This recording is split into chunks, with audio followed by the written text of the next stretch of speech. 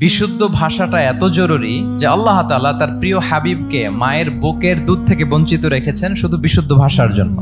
একজন মানুষ সর্বপ্রথম কোন জিনিসের প্রেমে পড়ে জানেন? কথার প্রেমে পড়ে। কথার ধরন, কণ্ঠস্বর, তার অ্যাটিটিউড, তার শব্দের জাদু, এটা মানুষের হৃদয়কে জয় করে ফেলে। তো রাসূল সাল্লাল্লাহু আলাইহি ওয়াসাল্লামের এই এলোকোয়েন্স ছিল। তিনি বলতেন আল্লাহ তাআলা আমাকে সর্বমর্ম বাচন ভঙ্গির অধিকারী করেছেন। মানে উনি যেটা বলতেন এটা ছিল very precise in wording but comprehensive in meaning. এটার যে দোতনা, এটার যে appeal to the heart of the people, to the heart of the listener, এটা অসাধারণ। মানুষের হৃদয়কে জয় করে ফেলতো। আল্লাহু আকবার। তিনি এমন ভাবে কথা বলতেন, কথার মাঝখানে পজ দিতেন, মানে একটু থামতেন যাতে করে শ্রোতারা বুঝতে পারে। এত চমৎকার করে ওনার প্রেজেন্টেশন ছিল, বক্তব্য মালাগুলো ছিল, ফলে যারা শুনতেছে ইজিলি মুখস্থ করে ফেলতে পারত। রাসূল সাল্লাল্লাহু আলাইহি ওয়াসাল্লামের সবচাইতে বড় ভাষণটি ছিল বিদায় হজের ভাষণ, খুব সম্ভবত। ওই ভাষণের টেক্সট গুলোকে যদি একসাথে করা হয়, আমার মনে হয় 10 মিনিটের বেশি লাগবে না ওই টেক্সট গুলো পড়তে। তার মানে সবচাইতে বড় যে ভাষণ ওনার, ওটা কত ছিল? 10 থেকে 12 মিনিটের ভাষণ ছিল। আমরা তো ঘন্টার পর ঘন্টা বক্তব্য করি, তারপরেও তো আমরা মানুষের মনকে খুশি করতে পারি না। উনি সেই যে 1400 বছর আগে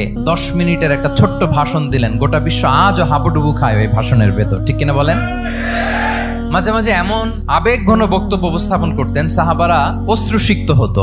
আবার যুদ্ধের ময়দানে যখন কমান্ড করতেন তখন তিনি রেগে যেতেন, উঁচু কণ্ঠে তিনি কথা বলতেন, মনে হচ্ছে একজন সেনাবাহিনীর কমান্ডার তার ব্যাটালিয়নকে কমান্ড করছেন। আল্লাহু আকবার।